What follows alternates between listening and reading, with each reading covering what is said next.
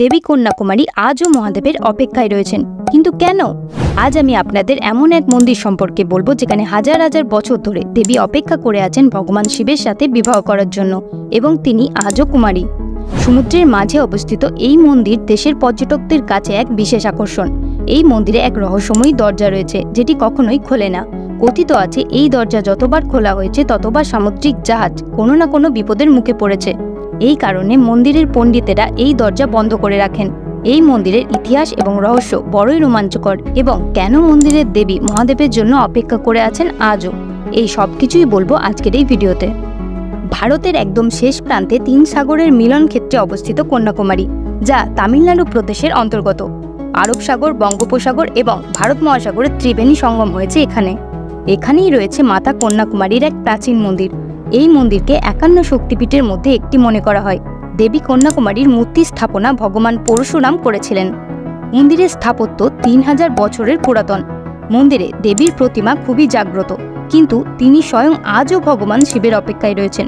এখন এমনটা কেন? এর পিছনে কি কাহিনী রয়েছে? মান্যতা রয়েছে দেবী কন্যাকুমারী আদিশক্তির অবতার, এবং তিনি মহারাজ ভরতের প্রাসাদে কন্যারূপে জন্মগ্রহণ করেছিলেন। রাজার 8 পুত্র এবং এক কন্যা সন্তান ছিল। তিনি তার পুত্র ও কন্যাদের মধ্যে সাম্রাজ্য ভাগ করেন, যার মধ্যে দক্ষিণের সাম্রাজ্য মাতা কন্যাকুমারী পান। এখানকার রাজশাসন তিনিই করতেন।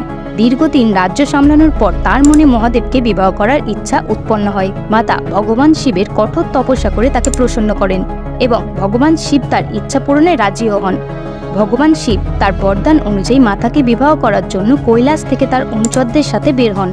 কিন্তু দেবতারা তখন সৃষ্টির কল্যাণের জন্য মহাদেব এবং মাতার সাথে এমন ছল করেছিলেন যাতে মাতা আজীবন কুমারীই থেকে যান। আসলে ভগবান শিব বানাসুর নামক অসুরকে বরদান দিয়েছিলেন যে তোমার বধ কোনো কুমারী মেয়েই করতে পারবে, অন্যথা তুমি অমর হয়ে যাবে। এই জন্য বানাসুরকে সব ভগবানেরা ভয় পেতেন। বানাসুরের উপদ্রবে অতিষ্ঠ ছিলেন তারা।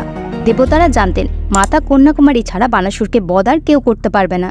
এই কারণেই তারা ছল করেন, এবং ভগবান শিব যখন রাত্রে কৈলাস থেকে দক্ষিণ ক্ষেত্রে যাবার জন্য রওনা হলেন, তখন দেবতারা মধ্যরাত্রির সময়ই মুরগির আওয়াজে জোরে জোরে ডাকতে শুরু করেন। বিবাহের লগ্ন ছিল সকালবেলায়। ভগবান ভাবলেন লগ্নের মধ্যে তিনি দেবীর কাছে পৌঁছাতে পারবেন না, তাই নিরাশ হয়ে তিনি কৈলাসে ফিরে গেলেন। এইদিকে মাতা তার অপেক্ষায় বসেই রইলেন, কিন্তু তিনি আর এলেন না। বিবাহে বরযাত্রীদের জন্য বানানো ভোজন সমুদ্রে ফেলে দেওয়া হয়। কথিত আছে সেইগুলি নাকি পরে গিয়ে পাথরে পরিণত হয়। মান্যতা রয়েছে চাল, ডাল এবং বাকি খাদ্য সামগ্রী যেগুলো সমুদ্রে ফেলে দেওয়া হয়েছিল সেগুলি আজও ছোট ছোট নুড়ি পাথরের মধ্যে দেখতে পাওয়া যায়। এদিকে সুযোগ বুঝে মাতার রূপে মোহিত হয়ে বানাসুর তার সামনে বিবাহের প্রস্তাব রাখলেন। মাতা ওই সময় রেগেছিলেন। এইদিকে বানাসুর বারবার বিরক্ত করায় মাতাও রেগে গিয়ে তাকে যুদ্ধের জন্য আহ্বান জানান। চোখের পলকেই মাতা বানাসুরকে বধ করেন, এবং মাতা আজীবন ভগবান শিবের সাথে বিবাহ করতে না পারায় কুমারীই থেকে যান। এই কুমারী স্বরূপের কারণেই মন্দিরের নিকটবর্তী শহরকে কন্যাকুমারী বলা হয়। মান্যতা রয়েছে কলিযুগ শেষ হবার সাথে সাথেই মাতা আদিশক্তিরও অপেক্ষার অবসান ঘটবে।